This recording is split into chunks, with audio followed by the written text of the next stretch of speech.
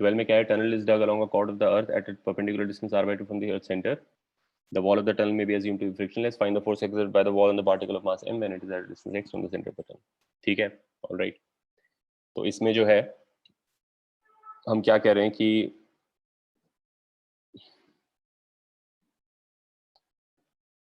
अर्थ है जो basically assume कर रहे हैं सॉलिड स्फीयर है यूनिफॉर्म डेंसिटी का, उसमें तुमने टनल डिग किया है which is a cord at a distance of r/2, right.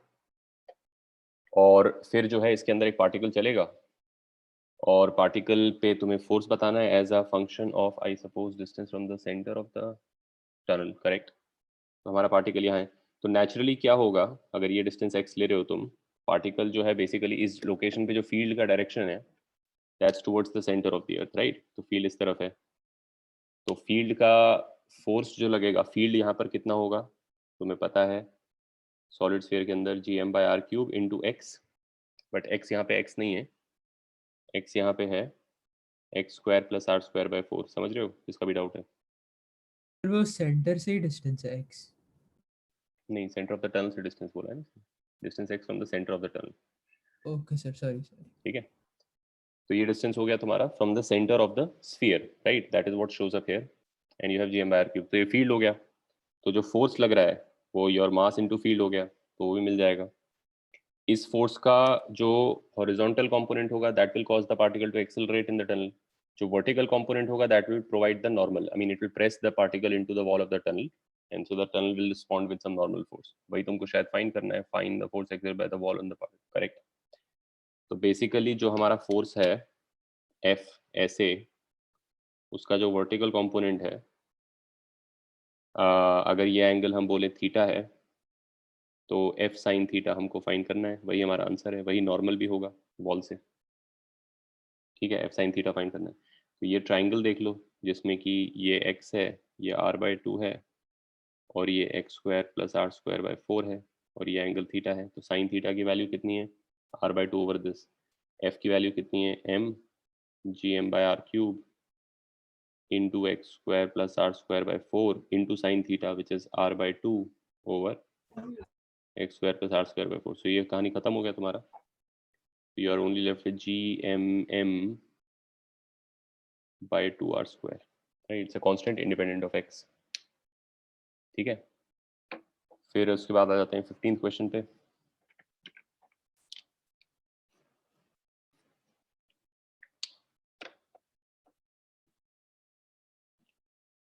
में क्या हो रहा है, two thin spherical shells having uniform density, a thin spherical shell having uniform density is cut in two parts by a plane and kept separated shown the figure. Point A is the center of the plane section of the first part and B is the center of the plane. Show that the gravitational field at A due to the first part is equal in magnitude to the gravitational field at B due to the second part. So of course it is, shell है ये और shell के अंदर field zero होती है net किसी भी point पे, यहाँ पे नेट फील्ड जीरो है, राइट। अब अगर तुम दो पार्ट्स में डिवाइड कर देते हो इसको यहाँ पे एक सेक्शन करके, तो जितना ये फील्ड जनरेट कर रहा होगा इस तरफ अपनी तरफ जी उस लोकेशन पे, उतना ही ये बचा हुआ पार्ट भी जनरेट करेगा जी, तभी तो जब इनको साथ में रखेंगे तो जी जी कैंसिल हो जाएगा और वहाँ जीरो आ जाएगा, right. So this is true anywhere, no matter where you make that cut, the two parts that you separate must be creating an equal field and opposite in direction so as to cancel it out, right। 15 हो गया, ये 16th भी किसी का doubt था क्या, या मैंने ऐसे लिख लिया इसको, कोई बोल सर रहा था 16? डाउट है सर, मुझे फर्स्ट पार्ट आ गया, सेकंड पार्ट नहीं आ रहा है, मतलब ठीक है, वैल्यू नहीं आ रहा है। okay, two small bodies of masses this and this are kept as separation or should a particle of mass this is placed to experience no net gravitational force from these bodies, be placed to experience no net gravitational force from these bodies, ठीक है। पहला part तेरा हो गया, the particle is placed at this point, what is the gravitational potential energy of the system of three particles with usual reference level। तो अगर तुमने पहला पार्ट कर लिया तो then you have located where it must be kept, right? Yes sir, 0.83 meter from the 2 kg body. Okay, so you're saying कि 2 kg body ये है, 4 kg बॉडी ये है, इनके बीच का सेपरेशन जो है वो है 2 मीटर और तुम कह रहे हो कि यहाँ पे जो है हमने 0.1 को रखा है कितना 0.8 मीटर पे, राइट? यस सर 0.83 0.83, ठीक है, 0.83 पे रखा है। तो सारे मासेस पता है तुम्हें, उनके बीच की सेपरेशंस तुम्हें पता है, तो टोटल ग्रेविटेशनल एनर्जी तो निकल ही जाएगा एज पेयर, इन दोनों का GMM/r, इन दोनों का GMM/r और इन दोनों का GMM/r। ये किया, उससे आंसर नहीं आ रहा है? माइनस GMM/r करना है, माइनस G सर आ रहा है 2.1 by 0.83, then minus G 0.14 by 2 minus 0.83, and lastly minus G 2.4 by 2, इन दोनों का टेकन 2 एट अ टाइम करना होता है और माइनस GMM/r करना होता है, और फिर जितने ऐसे टर्म्स हैं उनको ऐड कर देना होता है। So if you have like n particles in a system, then you can form NC2 pairs. There will be NC2 such terms. Every term will be between some mass and some other mass and divided by this separation. Okay sir देख ले, आ जाएगा इससे। Yes sir मैं कर लेता हूँ वापस ठीक है, 17 में क्या हो रहा है? 3 particles of mass m each are placed at the 3 corners of an equilateral triangle of side A. Find the work that should be done on the system to increase the sides of the triangle to 2A. ये भी भाई concept है, same concept है। पहले तुमने 3 masses रखे हैं A separation पे, m। तो इस सिस्टम की जो एनर्जी है टोटल वो क्या है? माइनस GMM/a 3 टाइम्स, और फिर तुम कह रहे हो कि वो सेपरेशन को तुम 2a कर दोगे तो फाइनल एनर्जी क्या हो जाएगी उस कॉन्फ़िगरेशन की? Minus GMM/2a also 3 times. तो हमें कितना वर्क करना पड़ेगा? हमें वर्क करना पड़ेगा जितना से सिस्टम का एनर्जी चेंज हो गया है, यानी U final minus U initial, that's it. दोनों का डिफरेंस ले लो, आंसर आ जाएगा। क्लियर हो गया? जिसका भी डाउट है, कॉन्सेप्ट में कोई प्रॉब्लम है इसमें कि ऐसे क्यों किया है? Understood sir. ठीक है। फिर क्या है 19th में क्या हो रहा है? Gravitational field in a region is given by 19 का किसी पर्टिकुलर पार्ट में प्रॉब्लम है क्या? 19 किसका डाउट था? B part. B part. Gravitational field in a region is given by this, find the potential at points this and this if the potential at the origin is taken to be 0। ठीक है, okay. Gravitational field, ठीक है, ई से लिख रहे हैं, मैं जी से लिख रहा हूँ, एक ही बात है। ग्रेविटेशनल फील्ड इनका है 5i cap plus 12j cap, ठीक है।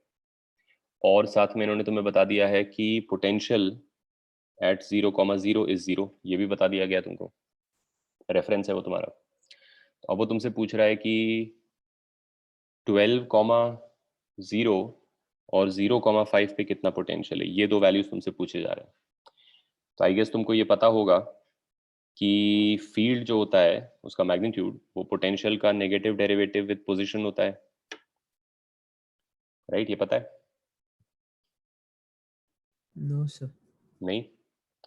यस Yes, sir, ये class में किया था। equal Okay, हाँ sir. Yes, sir. Yes, ठीक है, sir. ई होगा, Yes, वो sir. ई होगा, कोई बात नहीं, ई लिख लो।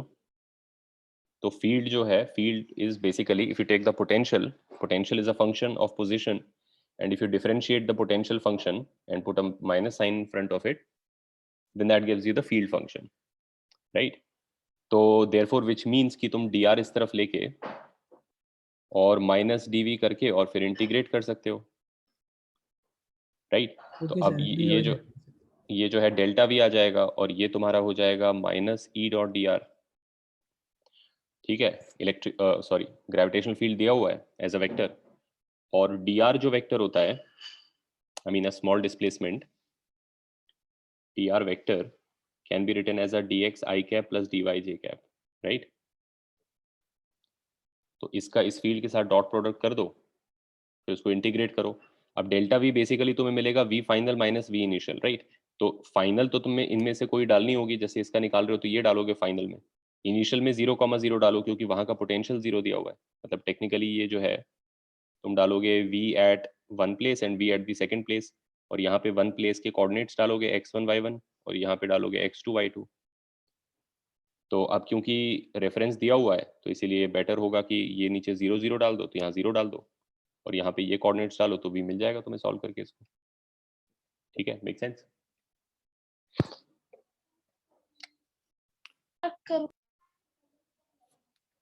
19th 20th में किसी को डाउट था? Gravitational potential in a region is given by this, show that the, कौन से पार्ट में डाउट है 20th में? पर अब 20th हो जाएगा, 19 से सिमिलर है थोड़ा। हाँ सिमिलर है। अब दूसरा लॉजिक है उधर में, उल्टा स्टोरी है। पोटेंशियल का फंक्शन दे दिया है तो फील्ड निकाल लो डिफरेंशिएट करके इसको विद माइनस साइन, और फिर उसका फोर्स भी निकल जाएगा तो ऑटोमेटिकली। ठीक है 20th से 30th के बीच में बोल दो क्या डाउट्स हैं? Sir 28 28 26 26 and 27.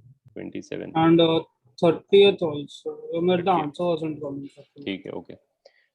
तो 21 और कोई? ठीक है 21 में क्या हो रहा है? Gravitational field in a region is given by this, show that no work is done by the gravitational field when a particle is moved on the line. Again similar kind of thing. It's, अगर तुम्हें field दिया हुआ है जो कि है 2i cap plus 3j cap, और तुमसे बोल रहा है कि तुमको पार्टिकल को मूव करना है on this line 3y plus 2x equals 5, ये लाइन पे चलना है उसको, तो इस लाइन पे चलते चलते उस पर कोई वर्क डन नहीं होगा, राइट? तो अब बेसिकली अगर तुम इस लाइन पे चल रहे हो, मतलब ये लाइन कहीं स्पेस में पहले बना लो, I mean you don't need to, but just for your sake of this thing, कि ये एक पॉजिटिव स्लोप का लाइन है और इसमें x इक्वल टू 0 डालेंगे तो y इक्वल्स टू 5/3 से जाएगा। नेगेटिव स्लोप का लाइन है और y इक्वल्स टू डालेंगे तो 5/2 से जाएगा, ठीक है? तो ये ऐसा कुछ लाइन है तुम्हारा ये, राइट? और फील्ड जो है तुम्हारा 2i cap plus 3j cap है, मतलब अगर फील्ड का वेक्टर बनाएंगे तो x में 2 है, y में 3 है, ये फील्ड है तुम्हारा, ऐसा दिखता है। तो तुम्हें समझ में आ रहा है कि क्यों ऐसा होगा कि इस लाइन पे चलेंगे, फील्ड एक ही जगह पे नहीं है, पूरे स्पेस में फील्ड है, लेकिन उसकी ओरिएंटेशन वैसे है, राइट? हर जगह ऐसे है वो, जी जी जी। So do you see why it would be that you would never have any work done on the particle if it moves on this line in this kind of a field? Yes, sir. So Understood. the change in potential will be 0. Basically, your Okay. displacement will always be perpendicular to the field. So if you take a dot product of the field and your displacement, then you will always We get 0. You'll always get a Okay, 0. Thank you. 21 के बाद क्या था?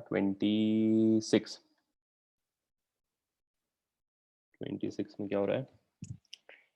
A body stretches a spring by a particular length at the Earth's surface at equator. At what height above the South Pole will it stretch the same spring by the same length?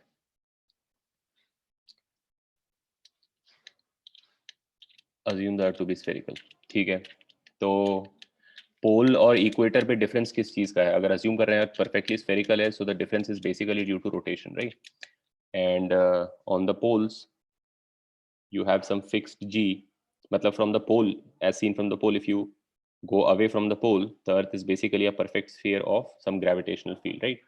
On the equator, other than the fact that it's a sphere, you also have a pseudo force pushing you out because of the rotation of the planet, right? तो उधर g कम हो जाता है थोड़ा सा, तुम लोगों ने पढ़ा होगा ये टॉपिक, ठीक है? तो डिफरेंस किस चीज में आएगा? अगर यहाँ पे तुमने एक स्प्रिंग से लटका दिया उसको, बॉडी को, और उसी बॉडी को यहाँ पे इक्वेटर पे स्प्रिंग से, उसी स्प्रिंग से लटका दिया, तो यहाँ पे जी स्ट्रॉन्गर है तो ये ज्यादा डिफॉर्म करेगा स्प्रिंग को, यानी mg, जब तुम यहाँ पे kx इक्वल्स टू mg लिखोगे तो वो फुल जी होगा जो अर्थ के सरफेस पे होता है, लेकिन यहाँ पे जब तुम kx इक्वल्स टू mg लिखोगे तो वो g प्राइम होगा, और g prime basically g minus omega square r होगा। ये पता है तुम लोगों को? Yes, sir. राइट? तो naturally it will not cause that much of a deformation, but वो क्या कह रहा है कि हम चाहते हैं कि दोनों जगह पे सेम डिफॉर्मेशन आए, यानी यहाँ पर भी उतना ही डिफॉर्मेशन आए जितना यहाँ पर आ रहा है। तो यहाँ का फील्ड स्ट्रॉन्गर है तो उसके लिए वो बोल रहा है आई थिंक कि ऊपर चले जाओ, मतलब साउथ पोल से ऊपर चले जाओ, तो बेसिकली इतना ऊपर चले जाओ कि उधर का फील्ड वीक होते होते डिस्टेंस के कारण इतना वीक हो जाए जितना यहाँ पे सरफेस का फील्ड वीक है रोटेशन के कारण। So you just have to go up by a certain height. तुम लोगों को वो भी फॉर्मूला पता होगा कि अगर अर्थ के सरफेस पे मैं h हाइट ऊपर चला जाऊं तो कितना फील्ड वीक हो जाता है। ये पढ़ लिया तुम लोगों ने, g as a function of h, Yes, sir. Right?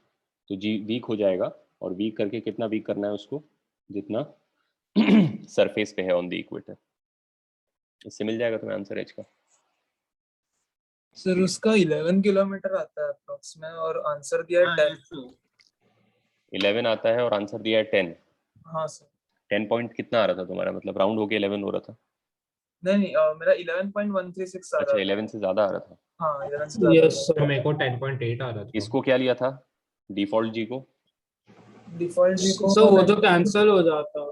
वो हाँ अच्छा, इधर भी आएगा वो? नहीं, एक सेकेंड, नहीं कैंसिल नहीं एक होगा ना? से नहीं, मतलब डिनोमिनेटर में आ जाता है उसको हाँ। 9.8 हाँ, आता है। तो उससे 9.8 उससे लिया डिफरेंस, था। उससे डिफरेंस हो रहा होगा मे बी। So but 10 लेके भी उतना कुछ डिफरेंस नहीं आ रहा। अच्छा, तो तुम सब लोगों का 11 से ज्यादा आ रहा है और इन्होंने 10 लिख दिया है। हाँ sir. Okay, sir I am getting 10.8 के आसपास। 10.8 के आसपास।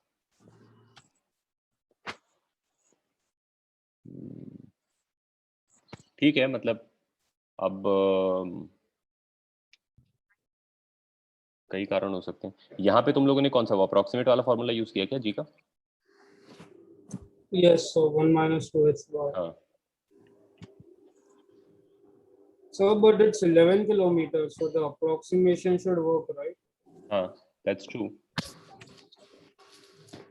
Sir I didn't use the approximation, मैंने आर अपन आर पे से चलो यूज किया, उससे मेरे को 10.8 ही आ रहा था।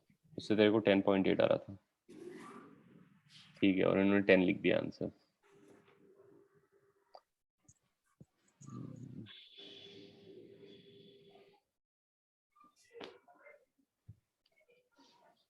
जी से डिवाइड होगा और हम हाइट निकालना चाहते हैं, सो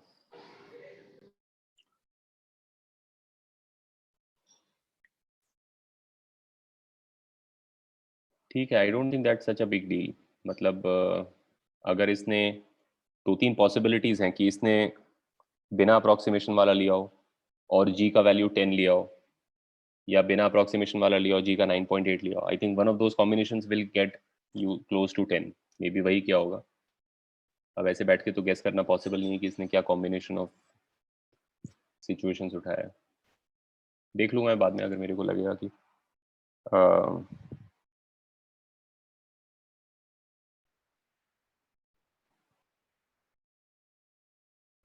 9.8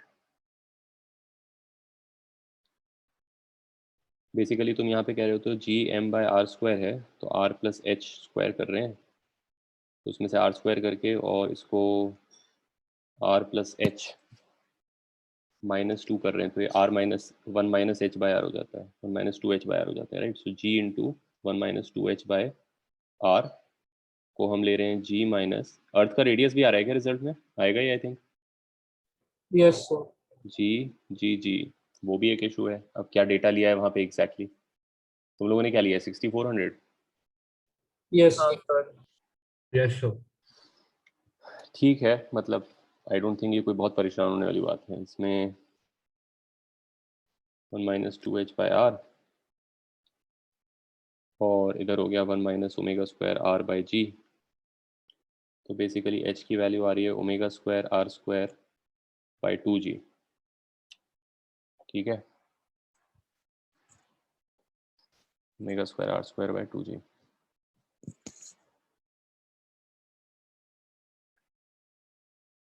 तो ओमेगा तो चलो क्लियर कट है, 2 पाई बाय 24 इंटू 60 राइट का स्क्वायर है। रेडियस का स्क्वायर जो है वो है 6400 इंटू 10 की पावर 3, अगर ये ले रहे हैं तो का स्क्वायर। तो नीचे 2 इंटू 10 या 9.8 हो सकता है।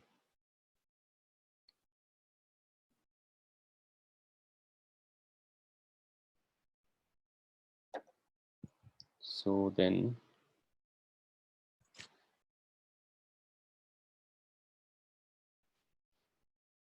ये सब तो ठीक है। इशू हो सकता है कि पाई क्या लिया है, 3.14 लिया है या 22/7 लिया है या क्या लिया है, इसकी एग्जैक्ट वैल्यू क्या ली है और इन दोनों में से क्या लिया है। तो काफ़ी सारी पॉसिबिलिटी है, किसी ना किसी से 10.5 से कम आ गया होगा उसका और उसने 10 लिख दिया होगा। ठीक है, इतना ओके कोई इसमें आई डोंट थिंक इतना कोई ज़्यादा दिमाग लगाना चाहिए हमको। फिर क्या था, 26 था ना, 27, 28 और 30।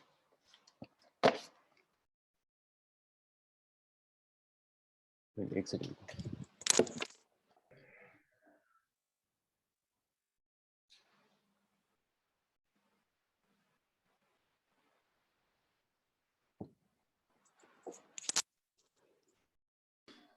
Hello sir. हाँ सर आप क्वेश्चन 33 ऐड कर सकते हो प्लीज? हाँ, मैं 30 के बाद वाले ले लूंगा, इसके बाद 30 तक कर रहा हूँ, ओके सर। कर दूंगा फिर। 27 में क्या, at what rate should the earth rotate so that the apparent g at the equator becomes zero, what will be the length of the day in this situation? इसमें डाउट है किसी को? Apparent जी तो अभी हम देख ही रहे थे, जी माइनस ओमेगा स्क्वायर आर है, तो अगर तुम चाहते हो कि एपरेंट जी जीरो हो जाए तो ये जीरो हो जाना चाहिए, तो उससे ओमेगा मिल जाएगा तुम्हें, जी बाय आर का रूट से घूमना चाहिए धरती को, ठीक है।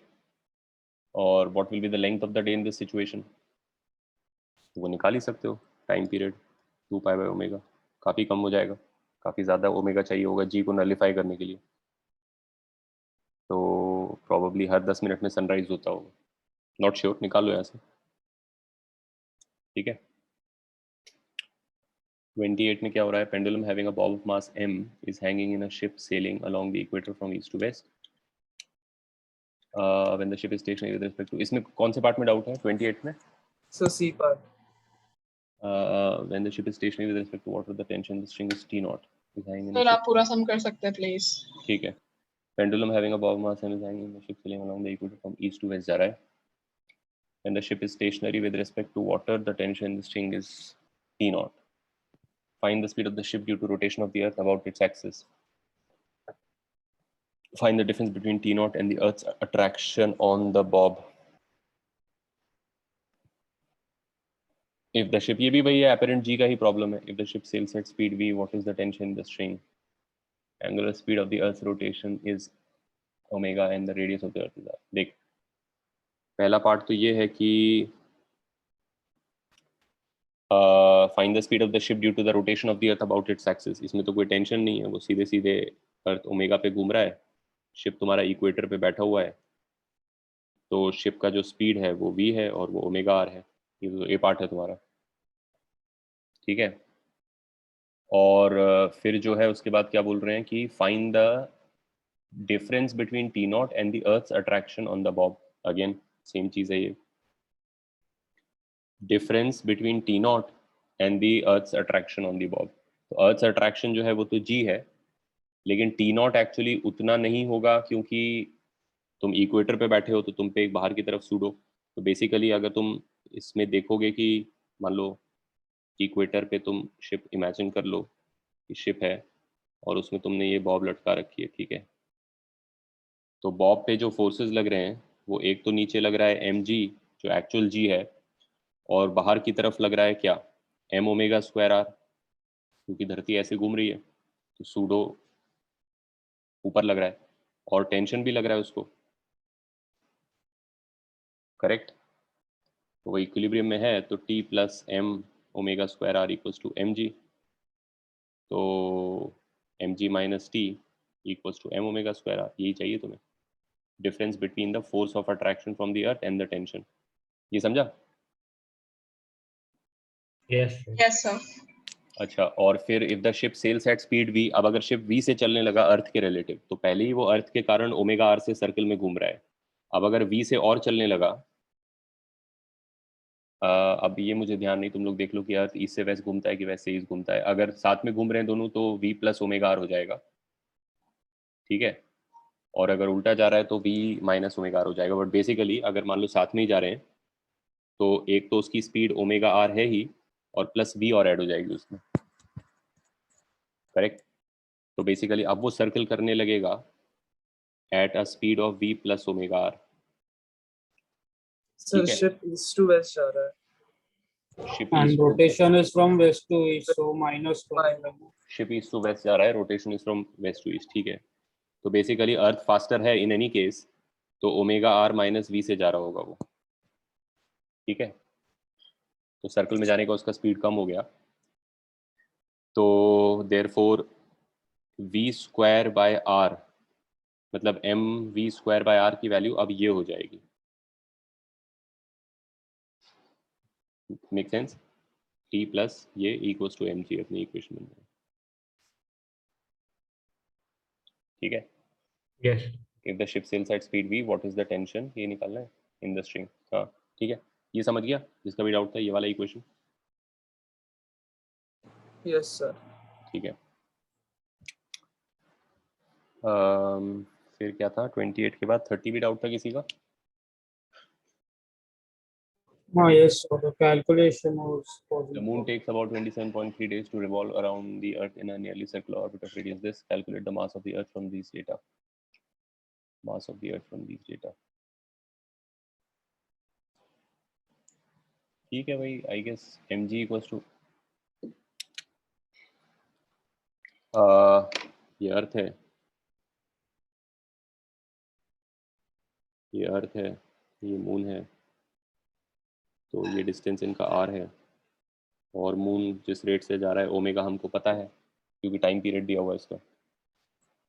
तो अर्थ से जो फोर्स इसको लग रही है वो इसको सेंट्रीपिटल प्रोवाइड कर रही है, तो फोर्स कितनी है g mass of earth mass of moon by r square equals to mass of moon omega square r।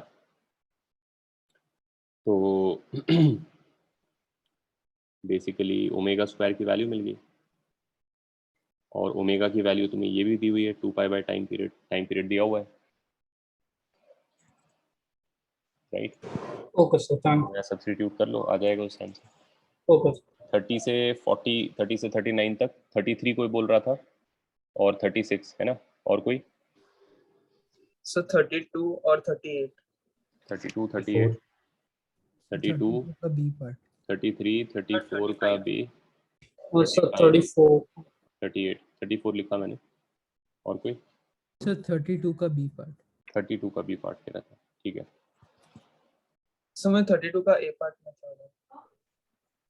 32 question क्या है?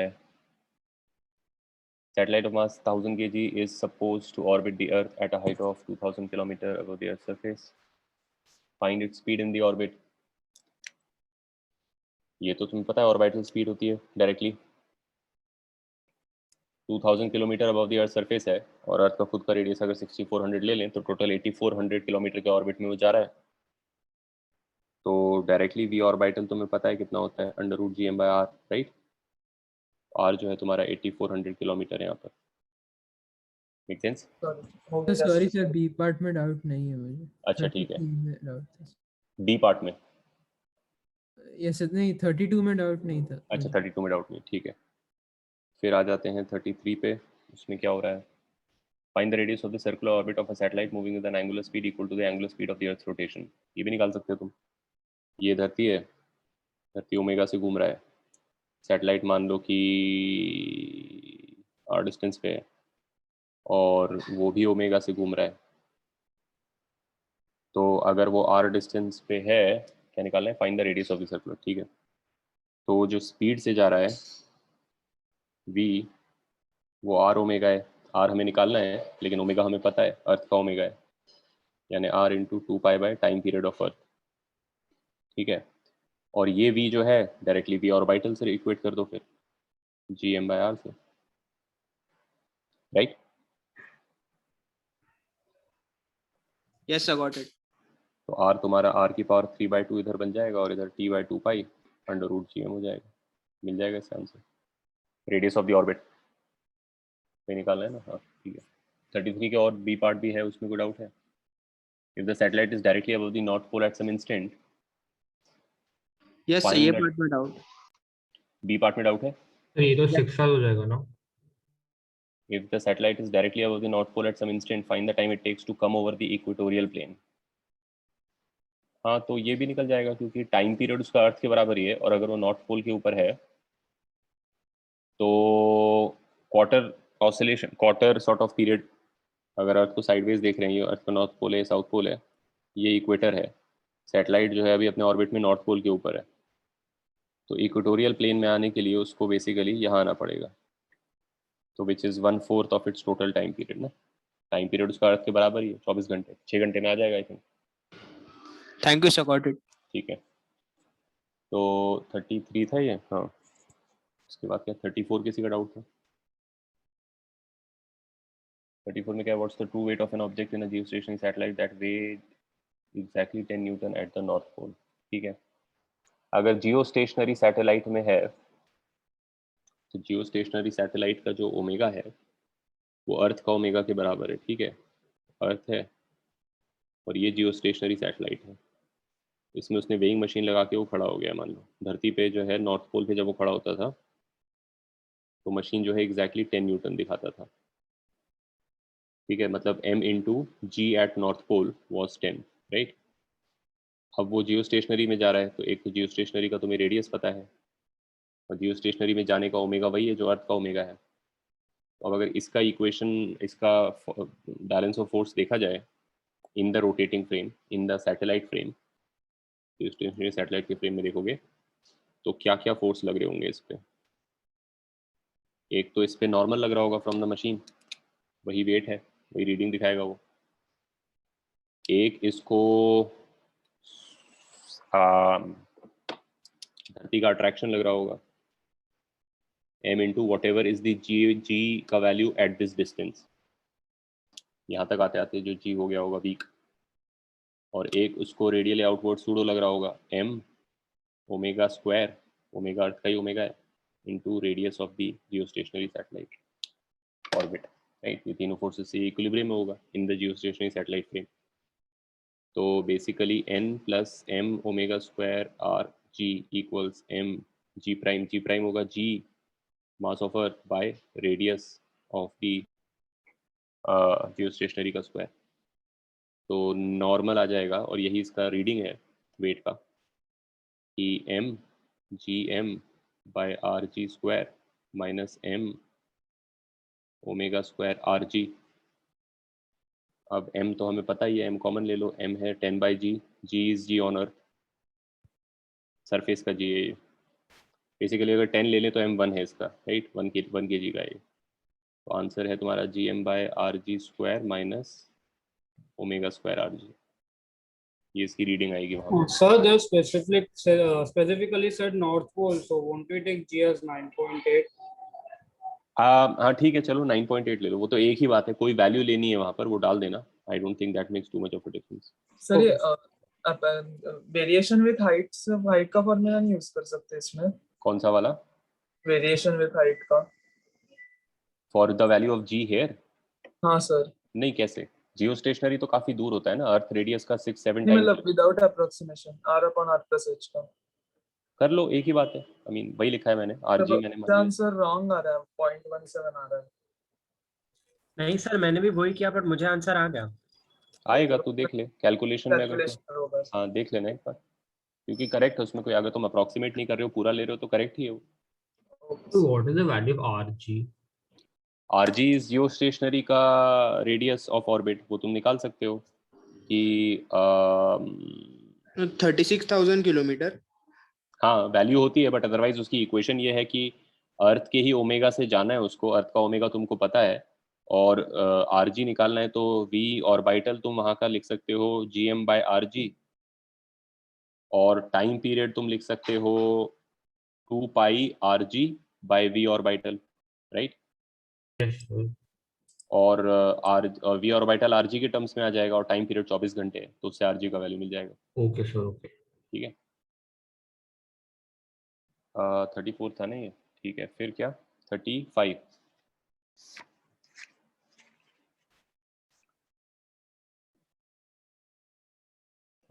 में क्या हो रहा है कि आ गया 35। The radius of a planet is r1 and a satellite revolves around it in a circle of radius r2. The time period of revolution is t. Find the acceleration due to gravitation of the planet at sir its आप ये surface. Skip कर सकते हैं, हो गया मुझसे, मैंने silly mistake किया था। ठीक है, ठीक है। Sir, I have a doubt in this. 35. Yes, sir. Radius of a planet is r1 and a satellite revolves around it in a circle of radius r2. ठीक है, time period of revolution is t. Find the acceleration due to gravitation of the planet at its surface. ठीक है, planet मान लो ये है planet का mass ले लो m, तो planet के सरफेस पे जो g है वो G M by r1 square है, राइट, ये हमें निकालना है। R1 तो दिया हुआ है, ये प्लैनेट का रेडियस, अगर प्लैनेट का मास मिल जाएगा तो काम हो जाएगा। अब प्लैनेट से R2 रेडियस पे एक सैटेलाइट है, ठीक है, यहाँ पे सैटेलाइट है जिसका चलने का जो टाइम पीरियड है वो t हमें दिया हुआ है, तो वो भी निकाल Oh, सकते so हैं। now I'll get it. So I was not getting the method. ठीक है ठीक है। 38 कोई बोल रहा था डाउट है, 38 में doubt. Also 36 also. 36. Find the minimum colatitude which can directly receive a signal from a geostationary satellite. So what is the colatitude? Colatitude देखो मतलब वैसे तो ये ऐसी चीज है which you can Google also, even I think I am going to have to Google. I think कि जितना मेरा गैस हो रहा है कि अर्थ है और जियो स्टेशनरी यहाँ बैठा होगा, तो एक सेंस में वो टेंजेंट मारने को बोल रहा है तुमसे कि भाई अगर जियो स्टेशनरी सीधा एमिट कर रहा है वेव, तो ये लोग को मिल सकता है जियो स्टेशनरी का ब्रॉडकास्ट और ये लोग को मिल सकता है। सो आई एम गेसिंग कि अगर जियो स्टेशनरी अर्थ का इक्वेटोरियल प्लेन में घूम रहा है तो रिलेटिव टू नॉर्थ इसको वो बोल रहे होंगे colatitude, like the theta from north pole where till where you can receive direct broadcast from geostationary. Okay, sir. लेकिन देख लो एक बार, गूगल कर लो, मैं भी कर लेता हूँ, रुक जाओ। Yes, sir. Theta is the latitude difference between latitude and 90 degrees. Or the one you marked. ठीक है, बस तो तुमसे अब तुम सर्कल और टेंजेंट और रेडियस का ज्योमेट्री है ये, राइट, कर ही लोगे। तुम्हें पता ही है कि ये कितना दूर होता है, RG हो जाएगा अभी। ठीक है Yes, सर, sir. ट्राई कर। नहीं हो जाएगा अभी। देखो सर्कल का रेडियस R है, RG is like 6-7 times whatever in proportion to radius of earth, तुम्हें पता होता है, तो एक सीधा लाइन है बेसिकली। मैथमेटिकली तो सिंपल सा ही प्रॉब्लम है, यहाँ से वहाँ तक का डिस्टेंस पता है, वहाँ से टेंजेंट मार रहे हैं, वहाँ से टेंजेंट मार रहे हैं, यहाँ से टेंजेंट पे परपेंडिकुलर डाल रहे हैं और परपेंडिकुलर डाल रहे हैं, और वर्टिकल लाइन से ये एंगल फाइंड करनी है। इसमें तुम्हें ये डिस्टेंस पता है, ये डिस्टेंस पता है, ओके सर। ठीक है। So और will you be taking booklet doubts now or तो टाइम से कैसे 38 प्रॉब्लम है। यही खत्म कर लेते हैं, फिर बुकलेट वाले बाद में कर लेंगे सर अच्छी भी Okay, ऑब्जेक्ट sir. है। नेक्स्ट टाइम अगर ऑब्जेक्टिव लेक्चर में रहेगा। एक दो डाउट्स थे सर। तो 38 पे डाउट है। हाँ पहले 38 सब्जेक्टिव क्या कह रहा है। So they are telling objective madam. अच्छा ऊपर वाले जो होते हैं, ठीक है, रुक जाओ, एक 38 में खत्म कर लेता हूँ। Particle is fired vertically upward with a speed of 15, with what speed will it move in interstellar space? Assume only Earth's gravitational field. तो बेसिकली एस्केप वेलोसिटी से ज़्यादा वेलोसिटी दे दिया है, तो तुम्हें इन्फिनिटी पे पहुंचा दो उसको। जब इन्फिनिटी पे पहुंचा दोगे तो भी तुम्हारे पास काइनेटिक एनर्जी बच जाएगा। मतलब ये इन्होंने थोड़ा सा तो वेगली, मतलब इंटरस्टेलर स्पेस मतलब after it escapes the earth. हाँ यहाँ पे उसका वही मतलब निकालना है तुमको कि जब Okay. अर्थ का ग्रेविटेशनल फील्ड से तुम बाहर निकल जाओगे तो उसको उससे निकलने में तुमने काफी सारा काइनेटिक एनर्जी यूज अप कर लिया होगा, तो इधर हाँ, से सर। लॉन्च से लेकर उधर तक कंजर्व कर लो, और जितना बचा हुआ काइनेटिक एनर्जी वो तुम्हारा बाद में रहेगा। Okay sir. ठीक है। 39 में भी किसी को डाउट है? नहीं, ठीक है। ऑब्जेक्टिव में कौन सा बोल रहा था तू? So you'll only be doing HCV today, right? हाँ केवल ये करेंगे Okay, अभी। sir. ऑब्जेक्टिव 1 में 17th क्वेश्चन, ऑब्जेक्टिव 1 का 17th 14th। Sir 1 and 2। ठीक है, रुको 17th करता हूँ। Satellite is orbiting the Earth close to its surface. Particle is to be projected from the satellite to just escape from the Earth. To just escape from the Earth. अच्छा, escape speed from the Earth is v/e. तो its speed with respect to the satellite बताना है तुमको। तो basically देख लो, क्योंकि उसमें already एक स्पीड होगा तो उतना स्पीड उसको देना नहीं पड़ेगा। अगर तुम अर्थ का रेडियस r है, मास m है, और तुम्हारा सैटेलाइट यहीं कहीं चल रहा है, तो रफली स्पीकिंग मान लेते हैं कि उसके ऑर्बिट का रेडियस भी r ही है। तो उस ऑर्बिट में जो स्पीड है सैटेलाइट की v ऑर्बिटल, वो तुम्हें पता है √gm/r है, राइट। Yes sir. और अर्थ के सरफेस से अगर तुम्हें लॉन्च करना होता है कोई चीज को, एस्केप कराना होता है, तो तुम्हें उसे एस्केप वेलोसिटी देनी पड़ती है √gm/2r, राइट। Yes sir. ठीक है, तो अब सैटेलाइट के पास ऑलरेडी काफी स्पीड है, तो हमारा जो बॉडी सैटेलाइट में से फेंका जाएगा उसके पास ऑलरेडी स्पीड होगी। So it will be less than VE. So it's speed with respect to satellite मुझे फाइंड करना है, right? So what I can do is I can basically, but the problem is कि एक तो उसको orbit से निकालना है। आई डोंट थिंक ये वो सब अकाउंट में ले रहे होंगे। दे आर बेसिकली सेइंग कि उतना स्पीड से चल रहा था, तो So उन्होंने बोला है will depend on direction of projection. True, वही मैं कह रहा हूँ। क्यों? क्योंकि अगर तुम ऑलरेडी, क्योंकि इतना हाई स्पीड से चल रहे हो तुम, राइट? या और अर्थ के रिलेटिव तुम्हारा स्पीड जो है ये होना चाहिए एस्केप करने के लिए। तो अब ऑब्वियसली अगर तुम उल्टा डायरेक्शन में फेंकोगे तो तुम्हें इसको नलिफाई करना पड़ेगा पहले अपना स्पीड को। मतलब सैटेलाइट के उल्टा डायरेक्शन में फेंकोगे तो पहले तो तुम्हें इतना स्पीड जनरेट करना पड़ेगा जितने से सैटेलाइट चल रहा है। अगर Yes, उतना sir. स्पीड से फेंकोगे तब तो वो रेस्ट पर आ जाएगा और सीधे नीचे गिर जाएगा।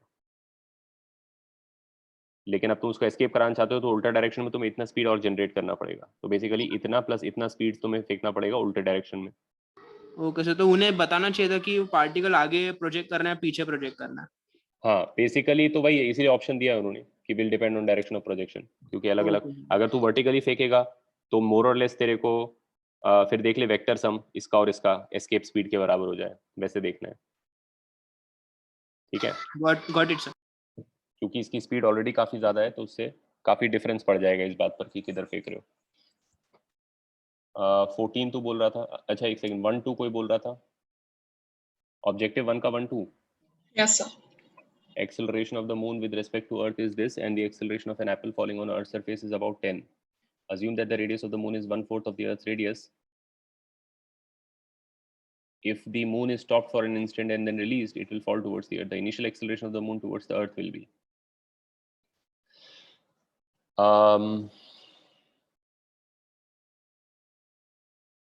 ठीक है, ये सब डेटा जो तुम्हें दिया हुआ इसी से कैलकुलेट हो जाएगा। ये तुम कह रहे हो कि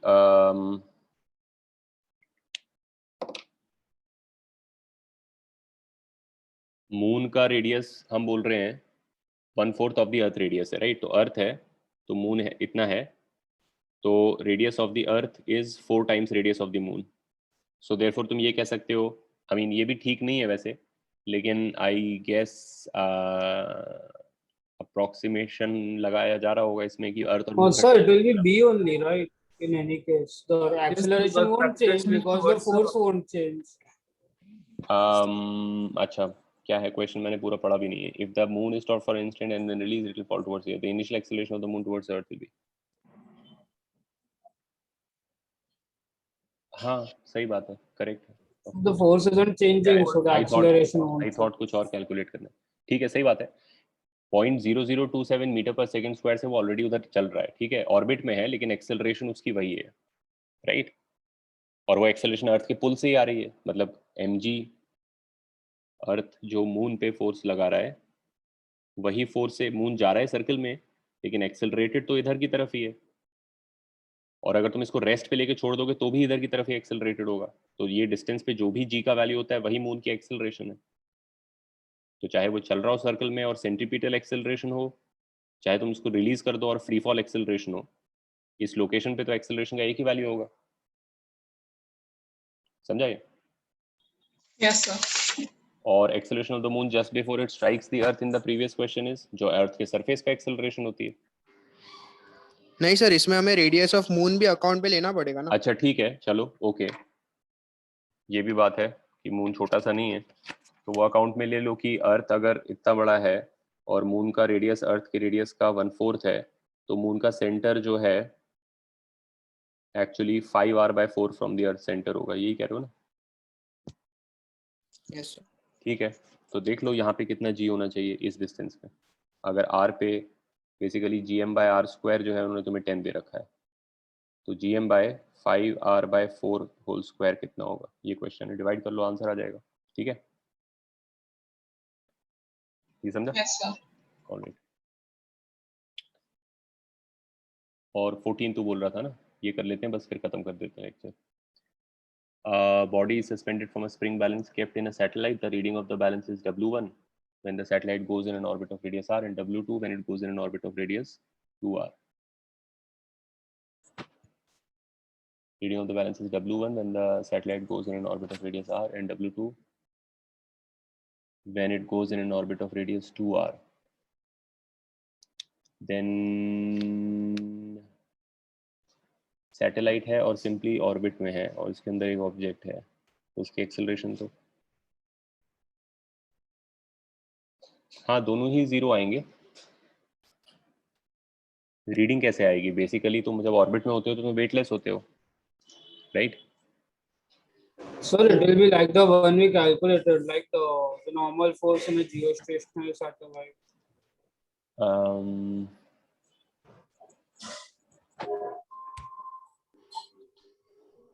सर यहाँ वो बॉडी सस्पेंडेड है इसलिए नॉर्मल फोर्स फिर 0 ऐसा कुछ है? नहीं वो रीजन नहीं है, नॉर्मल फोर्स नहीं है। अब नॉर्मल फोर्स होना जरूरी नहीं है। सर कैलकुलेशन से भी इक्वली आ जाएगा, like mg minus m omega square r से।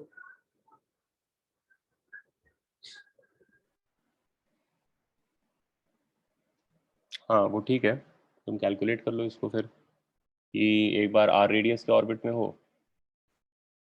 मतलब ये है तुम्हारा सैटेलाइट, यहाँ से स्प्रिंग है, यहाँ से बॉडी लटका है, इधर धरती है, तो आर रेडियस का ऑर्बिट में जब तुम जा रहे हो एक सर्टेन बी से, तो निकाल लो कि तुम्हारा फोर्स बैलेंस क्या है, कि इधर के एक्स लग रहा है और इधर जो है एम जी लग रहा है।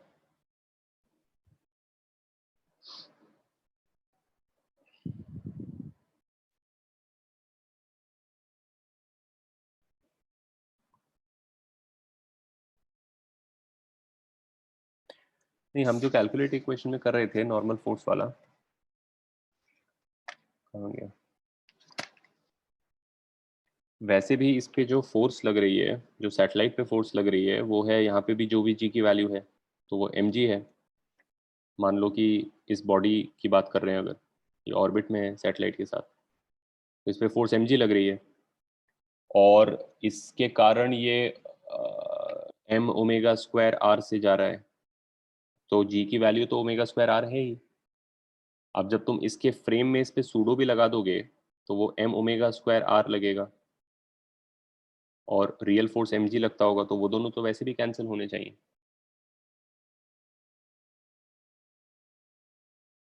Right? Okay sir, got it sir. ये उधर भी होना चाहिए था, वो जो हम जियो स्टेशनरी में कर रहे थे। जियो स्टेशनरी में क्या था, आई डोंट रिमेम्बर एग्जैक्टली क्या था, बट अगर जियो स्टेशनरी सैटेलाइट चल रही है और आदमी वेइंग मशीन पे खड़ा है, तो भी लॉजिक बराबर ही है वही, कि अर्थ का जो ग्रेविटेशनल फील्ड जी है उसके कारण आदमी पे एम जी लग रहा है नीचे, जिसके कारण वो ऑर्बिट में है, ओमेगा से जा रहा है, तो एम ओमेगा स्क्वायर आर मिला तुम्हें, तो इससे जी की वैल्यू है ओमेगा स्क्वायर आर आ गई। अब जब तुम इसका फ्री बॉडी डायग्राम बना रहे हो तो उसमें नीचे एम जी लगा रहे हो लेकिन ऊपर सूडो लगा रहे हो एम ओमेगा स्क्वायर आर, वो दोनों कैंसिल करते रहे एक दूसरे को,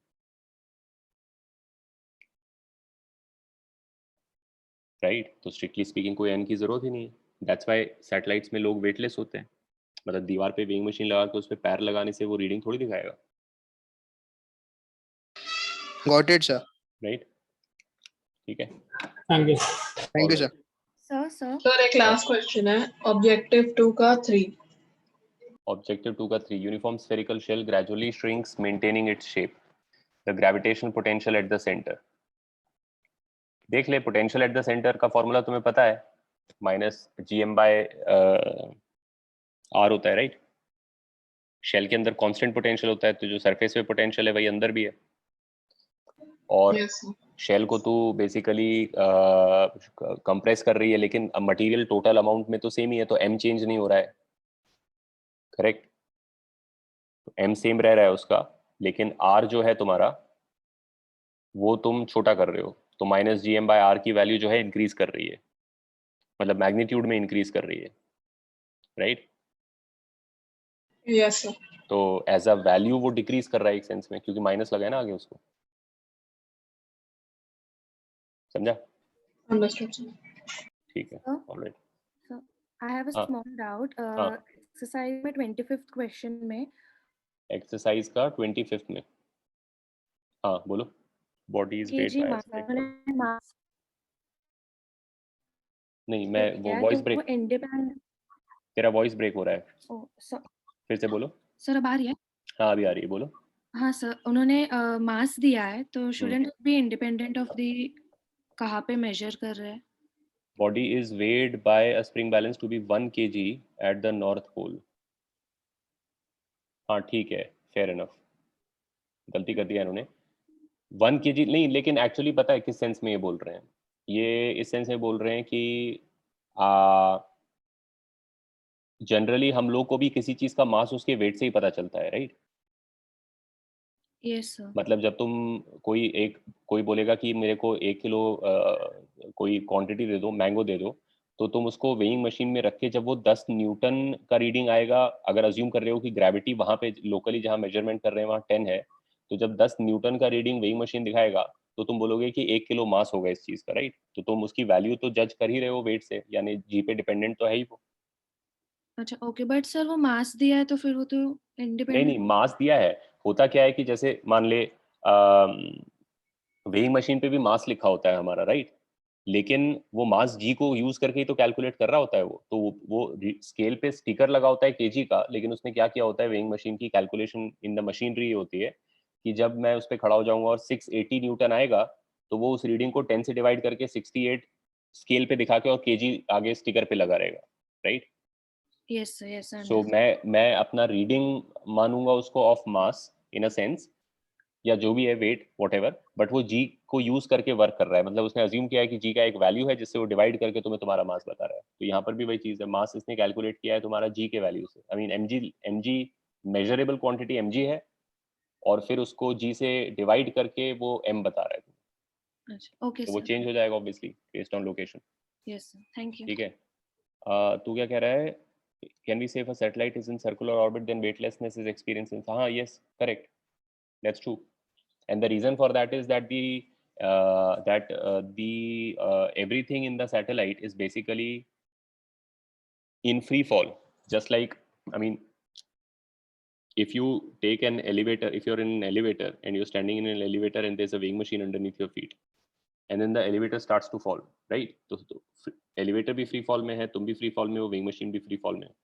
तो अब ऐसा गिरता हुआ सिचुएशन में तुम वेइंग मशीन पे अपना पैर से प्रेस नहीं कर सकते हो, क्योंकि तुम और वेइंग मशीन सेम ही रेट से नीचे जा रहे हो. प्रेस हम तब कर पाते हैं जब हम नीचे जाना चाह रहे होते हैं और नीचे वाला चीज नहीं जा रहा होता है, तो देन इट स्टॉप्स अस.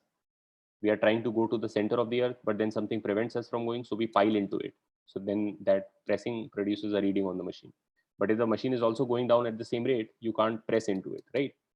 अब ये तो vertical free fall है, but orbit करना जो है वो भी एक टाइप का free fall ही होता है. The only thing is you don't fall directly downwards. You sort of fall a little, but since you have a tangential velocity, you end up moving also. You would have ideally gone, I mean, if there had been no gravitation, you would have gone in a straight line. But since there is gravitation, you have fallen a little also. So you are here instead of being there. Then again, when you are here, if there was no gravitation, you would have gone in a straight line. But since there is gravitation, in that same time, you have fallen a little also. So you are actually, if you think of these little things, instead of being staggered like this, all together in one place, you're constantly falling towards the earth, right? A satellite is basically in free fall, and so वही situation वहां पर भी आएगा weightlessness का. ठीक है, ठीक है, फिर हो गया, खत्म करते हैं. सर मेरा TWT में एक छोटा सा डाउट था, मतलब सर ने डाउट्स दिए थे पर मुझे समझा नहीं था, आप एक बार क्या क्वेश्चन है? सर क्वेश्चन नंबर नहीं मेरे पास है नहीं वो, तू बता दे ऐसी. ओके सर, अगर एक मिनट बोल के या सर, एक मिनट सर. हाँ हाँ, क्या एक काम करना, व्हाट्सएप कर दे मेरे को, मैं देख लूंगा बाद में, मैं तेरे को Okay, चैट में ही sir. बता दूंगा. तेरा नंबर है मेरा? हाँ सर, ओलंपियाड ग्रुप पे है. ठीक है, बस तो व्हाट्सएप कर देना. ओके सर, ऑलराइट, चलो. Thank you sir.